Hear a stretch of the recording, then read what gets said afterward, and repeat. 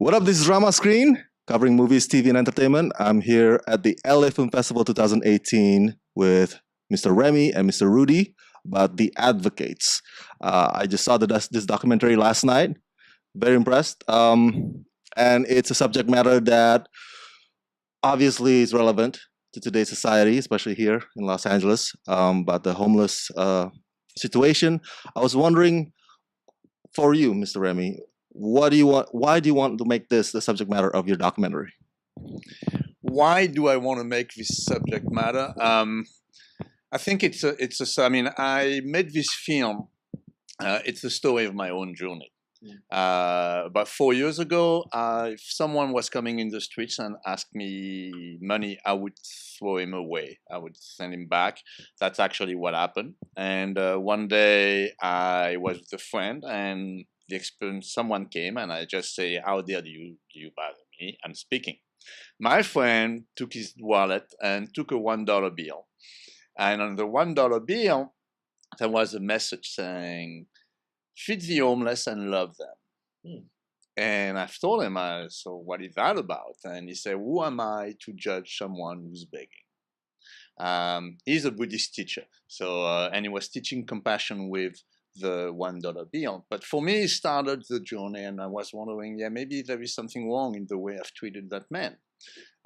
So I started trying to understand what was motivating me.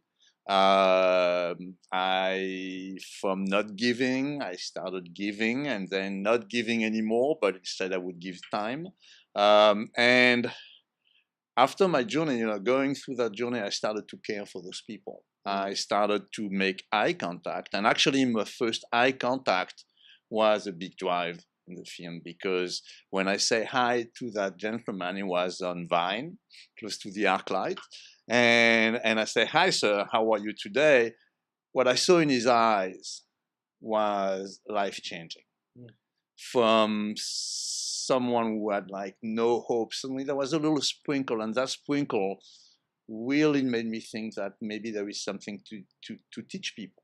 And I'm a filmmaker, so I thought maybe I can try and do that. So for me, the film, I mean, it follows people who are really trying to help and are very hopeful.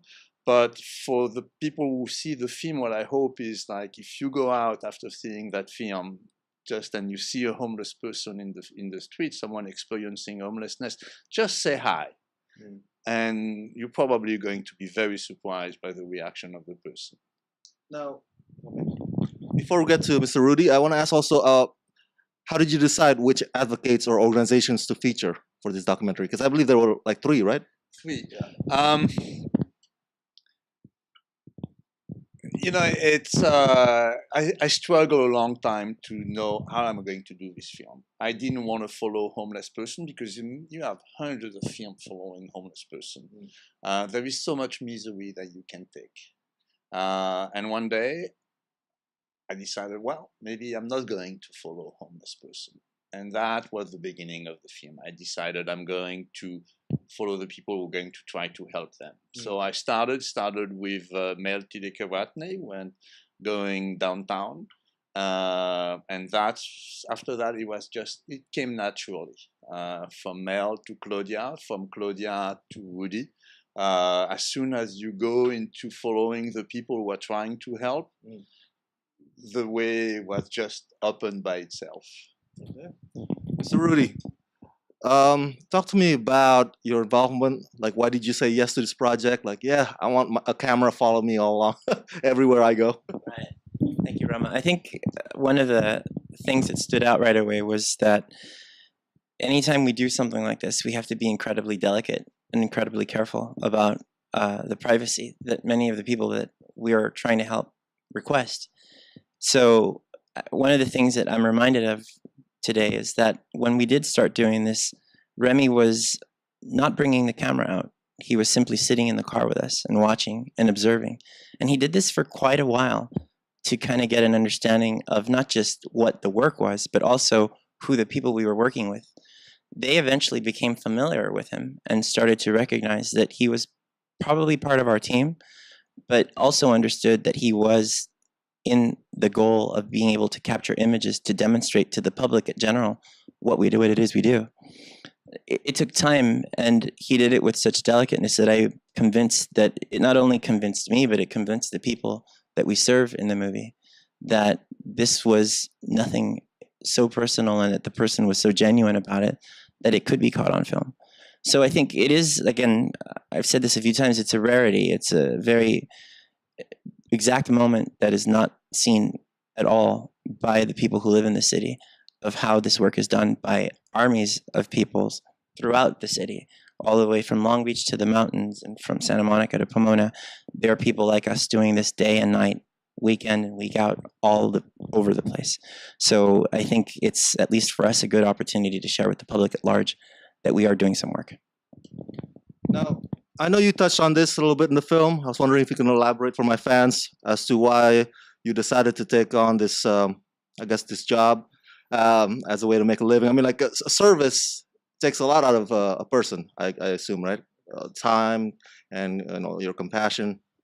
So I think what's important to understand is that I didn't start this right away early on. I had a various degree of different experiences in the work field, and through circumstances that eventually led me to this, I was very fortunate to meet some really brilliant people who taught me and at least started to explain this to me. And for me, the most compelling reason why I stayed true to this was because I really wanted to do it. Because in the morning when you wake up, a good number of people in this United States dread going to their jobs, or dread the idea of having to punch in a clock and sit in a room for hours on end. For me, this work is so unusual. This work is so unique.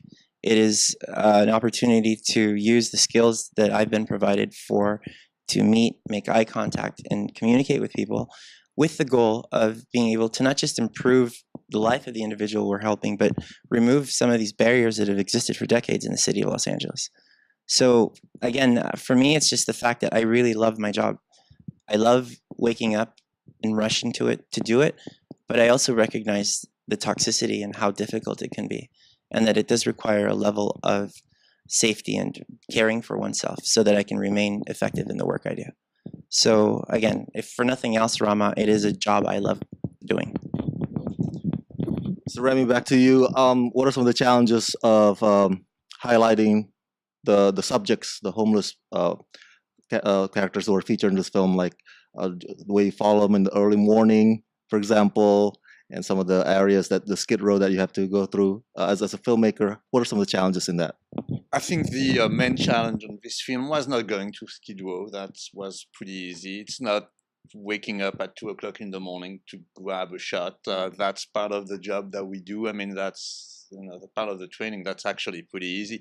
The most difficult part of the job for me was to handle myself and to digest what I was seeing. Many times I came back home very, very upset because you see things that you shouldn't be seeing.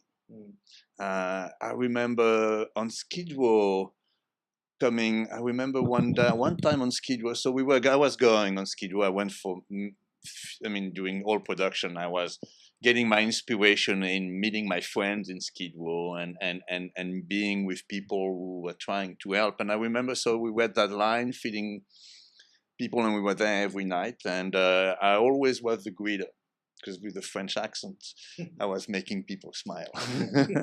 But I remember a couple of scenes where that woman came with her son. Son was about 12 years old and introduced the son to us.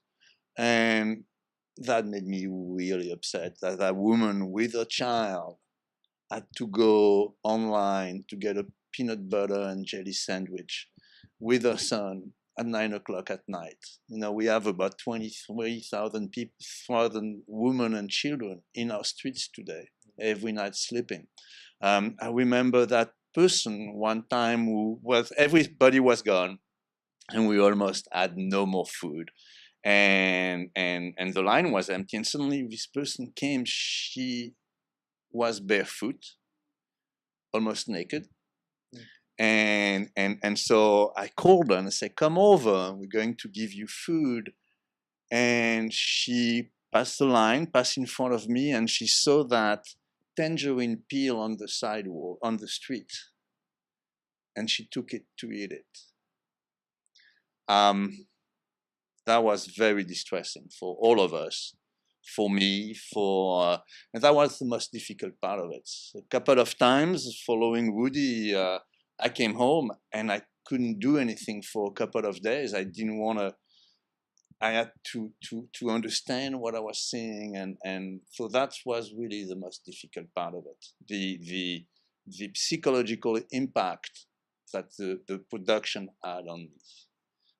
Being able to come back after with a smile and being able to be compassionate when you see so much misery. And I remember putting the Doors, the music of the Doors driving back on the freeway really strong to get the aggressivity, I remember LA Woman was LA Woman was the music of production. It's not the music of the film, but for me that was like kind of helping me. There was this I can't remember the name of the title, but it was like the song say, "I've been rich and I've been poor," and I was putting that very strong because it kind of drove my misery and my distress after what I was seeing. So that was really the most difficult part. Following Rudy, following Claudia, following Mel was a real pleasure. Very inspiring, very inspiring. I mean, those people are just very inspiring. So that was easy. Yes. But filming what they were doing, that was difficult.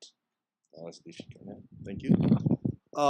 As I'm winding down to my final questions, I guess I'm going to ask this for both of you, and we'll start with Mr. Rudy. Like, as a tax-paying citizen, I always believe, like, okay, we pay our taxes, we pay into that. Why can't those money go into helping the homeless instead of subsidizing companies or whatever that it's being used right now? It seems like advocates and organizations such as yours, it's fantastic, but don't we put representatives in office? Don't we pay into that so that the government could help us in return? Instead, the film mentions or highlights the fact that government cuts all these things in the name of saving money. Or while at the same time they're putting or allocating those resources to the top. So I guess I don't want to be getting too political here, but do you think that could be one solution to the problem at hand? Thank you. That is a very strong question, Rama, because I didn't realize this until maybe 5 or 10 years ago, and I've been doing this for almost close to 2 decades. That it's more expensive to allow a person to be outside than it is to house them. Exactly. When you consider that a person who goes to the emergency room 5 or 6 times a year, or maybe gets arrested 5 or 6 times a year, has to basically use the services of not just doctors and police officers and emergency staff, but ambulance drivers, and you start to calculate the cost, it would actually be much more cost effective if you allowed a person to live in an apartment with the right level of care so that they could sustain their housing. And we've only started to recognize this recently. I think it's important to understand that we are trying to undo decades worth of bad policy and bad planning in a very short amount of time. So to some degree, it's important to understand that this film is capturing that moment where we wake up to the reality that just money alone isn't going to solve it, but that we are going to need investment of the emotions of the public, of our elected officials, of business owners, to recognize that this can be solved. I'll conclude this with just the fact that this film happens in Los Angeles. It does not happen in the Midwest. It does not happen somewhere in the East Coast. It happens in a city that is innovative, that is creative, that has invented some of the most beautiful things the world has ever seen.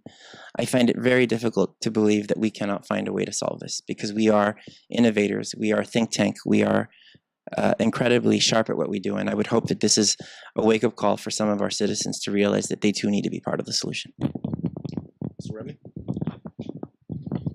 It's a really good question.